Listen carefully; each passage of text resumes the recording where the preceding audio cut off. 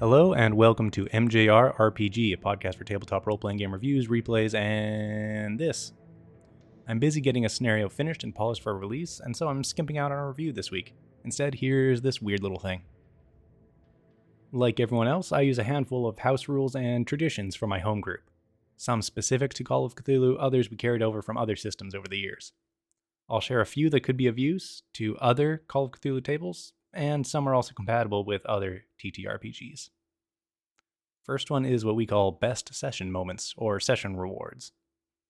At the end of every session, we take 5 or 10 minutes to hand out awards to each other.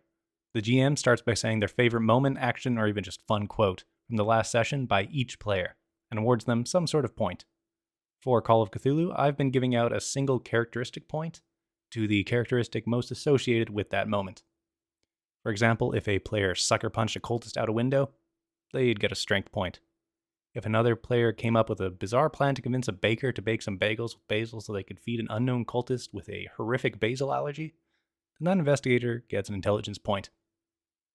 After the GM awards, the players take turns choosing one player that was responsible for their favorite moment that session and awarding them a point in an associated skill.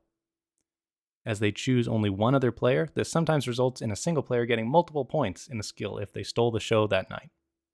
For instance, in our last session, one player aced a combined persuade and psychology roll, convincing an insane and horrifically mutated cultist to consume himself with his own mind-controlled horde of vermin.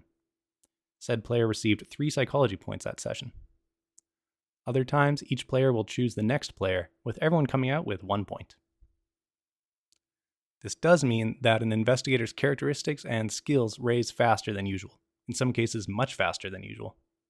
For my group, that isn't much of an issue. We play a quasi-pulp rule set and enjoy watching characters grow more experienced.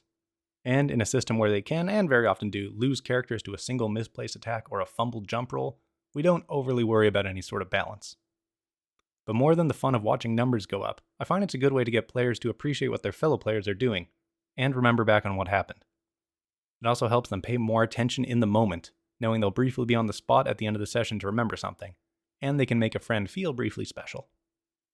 This is a house rule and tradition we've brought across multiple systems, starting in Warhammer Fantasy Roleplayer through Traveler and now into Call of Cthulhu. It should be workable with any system that involves character progression, changing points in specific skills to general experience points or into sub-points or even narrative bonuses if the system doesn't work with numerical stats. The next one is a very simple house rule. When you fumble your roll, you get a single point in that skill. We think of it as learning from your mistakes, and slightly lessens the sting of shooting your own foot off with a shotgun, knowing you at least have a 1% chance of not doing that again next time. Next one is not really a house rule, but a tradition we've kept up over the years. At the start of each session, the GM makes everyone uncomfortable by asking the players to recap the last session, and then sitting quietly until they do so. After they've gotten everything horribly mangled, the GM recaps the last session with their own notes. Whether this actually helps anyone remember the last session, who knows, but it's fun, at least for the GM. One other tradition we have is a critical is called a Yahtzee and a fumble is called a Jenga. That's all. Character creation connections is something that we stole from the Traveler character creation. When making new characters, each player chooses 2 other player characters to have connections with any one character having a maximum of 2 connections. The players think of some way their characters know each other through some special event, then each gain 1 skill point in a related skill. For example, a player with a doctor and a player with a scientist decide their characters studied in university together and would hide in the library after it's shut, staying all night to study among other things. They make a note on their character sheets, and the doctor and scientist each gain 1 library use skill point.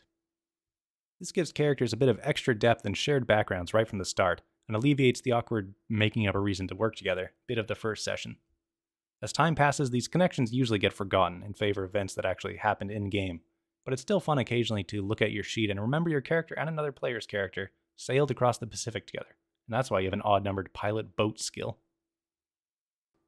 This works in most any other system, given that we stole it from another system. Just adjusting the extra skill points to something that fits the system, or just use a simple note on the character sheet. We of course use a lot more little house rules, or make things up as we go, but these are some of the most useful ones and easiest to use for other groups. In particular, we use critical sheet because we like our critical and major wounds, but that'll come out later. So this has been a very short one, but next week should be more exciting. And so until next time, have a good one.